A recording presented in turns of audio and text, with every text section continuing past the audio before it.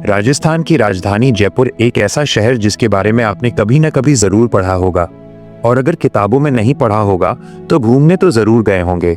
गुलाबी रंग में रंगी इमारतें, चौड़ी और सीधी सड़कें, ऊंचे किले, शाही महल और हर कोने में बसी शानो शौकत, जयपुर को देखकर यही लगता है कि ये बस एक खूबसूरत टूरिस्ट सिटी है। लेकिन क्या आपने कभी रुककर ये सोचा कि जिन जगहों को देखकर आप लौट आए उनके पीछे छिपी कहानियां क्या हैं? क्या आपको उन दीवारों का इतिहास पता है जिनके सामने आपने फोटो खिंचवाई? आज जिसे हम पिंक सिटी कहते हैं, वो कभी सिर्फ सुंदरता का नहीं बल्कि वीरता, रणनीति, विज्ञान और राजनीति का केंद्र हुआ करता था। यह शहर सिर्फ पत्थरों से बनी इमारतों का संग्रह नहीं है, बल्कि ये सदियों पुराने फैसलों, युद्धों, समझौतों और वैज्ञानिक सोच का नतीजा है।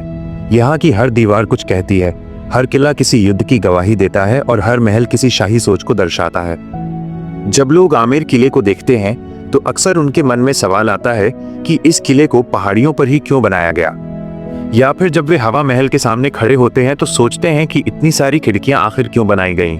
और सबसे बड़ा सवाल, जंतर मंतर जैसे वैज्ञानिक अजूबे उस दौर में कैसे बनाए गए जब न बिजली थी, न मशीनें और न ही आधुनिक टेक्नोलॉजी। फिर जयपुर में एक ऐसा महल भी है जो आपके सामने होते हुए भी आपको दिखाई नहीं देता। ये सब सवाल सिर्फ जिज्ञासा नहीं है, बल्कि इतिहास को समझने की चाबी है। दिल्ली से लगभग 300 किलोमीटर दूर बसे जयपुर शहर की नींव रखी थी महाराजा सवाई जयसिंह द्वितीय ने। वे कछवाहा राजपूत वंश से थे और अपने समय के सबसे दूरदर्शी शासकों में गिने जाते थे। वे सिर्फ एक योद्धा नहीं थे, बल्कि एक वैज्ञानिक, गणितज्ञ और खगोल शास्त्र के गहरे जानकार भी थे। इतिहास गवाह है कि उन्हीं के प्रभाव और सलाह पर सन 1720 में मुगल सम्राट मोहम्मद शाह ने औरंगजेब द्वारा लगाया गया जजिया कर समाप्त किया था।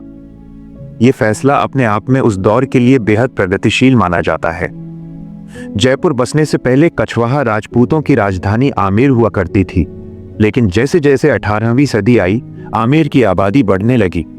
पहाड़ी इलाका, संकरी गलियां और सीमित विस्तार राजधानी चलाने में मुश्किलें बढ़ती चली गईं।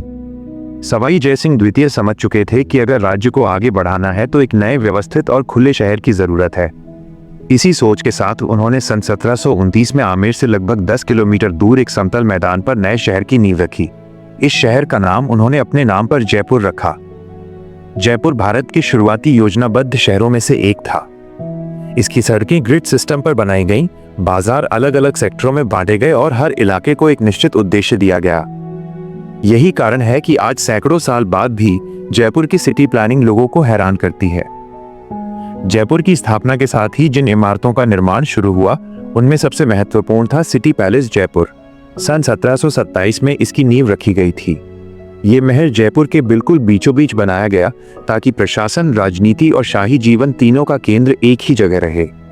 सवाई जयसिंह द्वितीय को आमेर की संकरी गलियां और पहाड़ी रास्ते राजधानी के योग्य नहीं लगते थे, इसलिए उन्होंने एक खुले और भव्य महल की कल्पना की।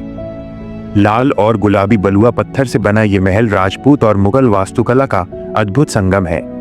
चंद्र महल, मुबारक महल, दीवाने आम और दीवाने खास हर हिस्सा सत्ता और सौंदर्य का प्रतीक है। सिटी पैलेस से जुड़ी एक प्रसिद्ध कथा श्रीनिवास की है।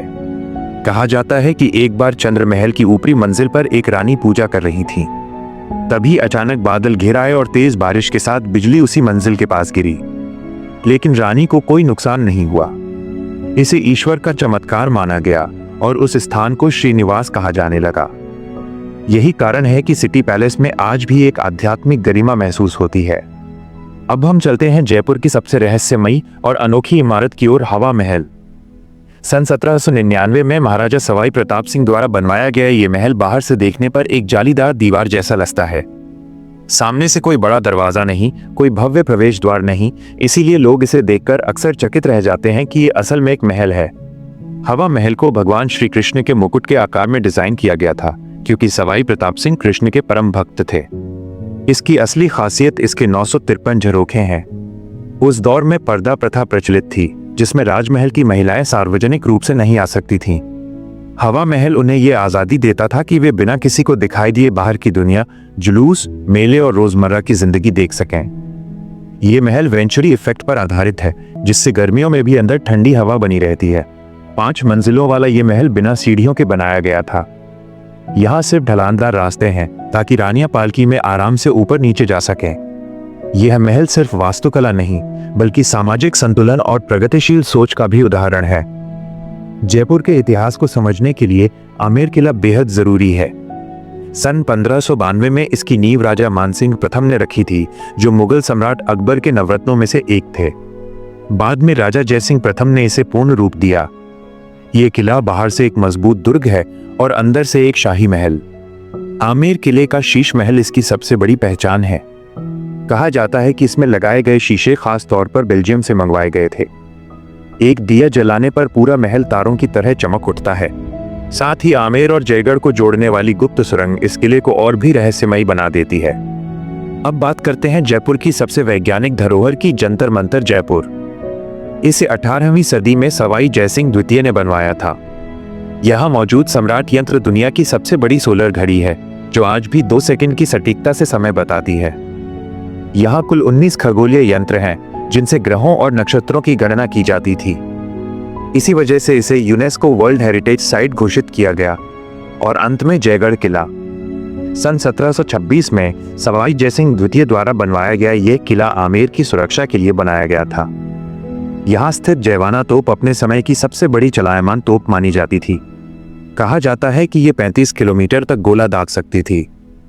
जयगढ़ किले से जुड़ा सबसे बड़ा रहस्य है यहाँ छिपे खजाने की कहानी।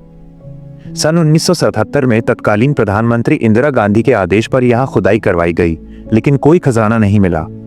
फिर भी ये रहस्य आज तक लोगों की कल्पना में जिंदा है। जयपुर सिर्फ एक शहर नहीं, बल्कि इतिहास, विज्ञान और संस्कृति का जीवित दस्तावेज है। अगर आपने इन जगहों को देखा है तो कमेंट में जरूर बताइएगा, क्योंकि जो अपने इतिहास को नहीं जानता वो खुद को कभी पूरी तरह पहचान नहीं सकता।